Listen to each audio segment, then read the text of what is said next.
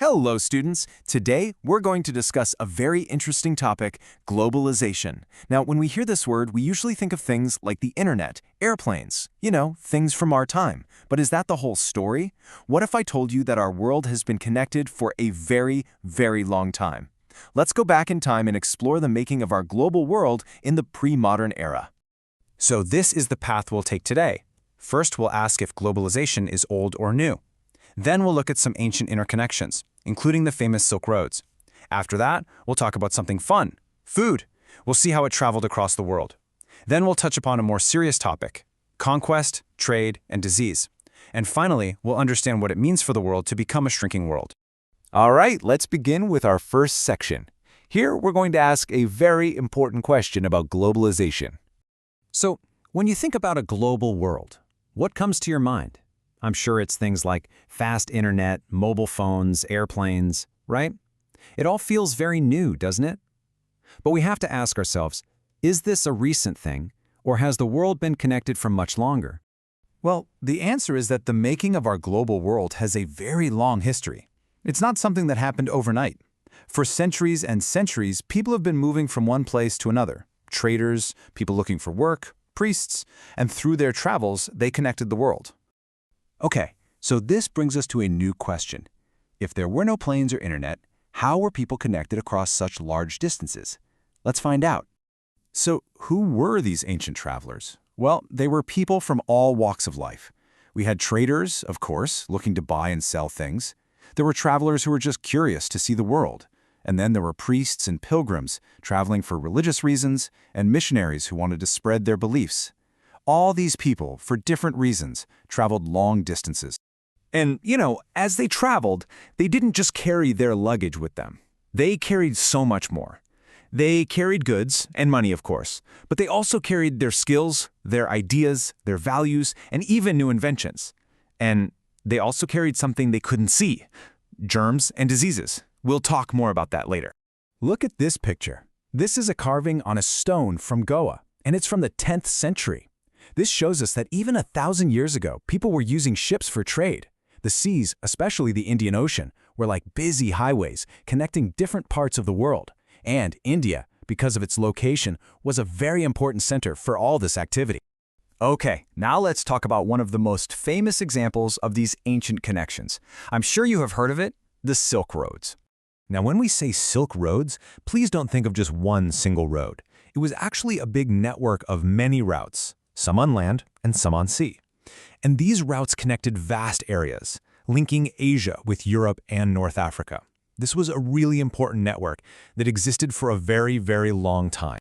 So what was being traded on these routes? Well, it was a two-way process.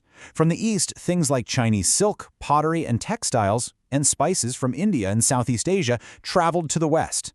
And in return, precious metals like gold and silver traveled from Europe to Asia. But it's very important to remember that it wasn't just goods that were moving. The Silk Roads were also routes for cultural exchange. Ideas and religious beliefs also traveled along these very same paths. For example, Buddhism spread from its origins to different parts of Asia through these routes. Later, Christianity and Islam also traveled along them.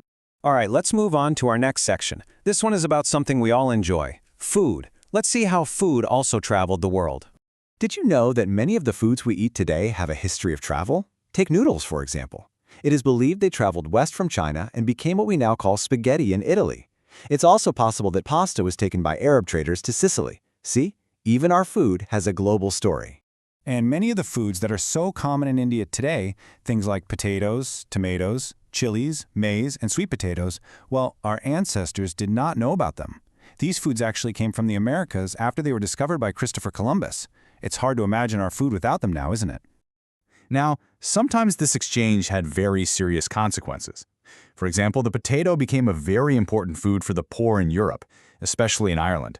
But they became so dependent on potatoes that when the crop failed because of a disease in the 1840s, many people, hundreds of thousands, died of starvation.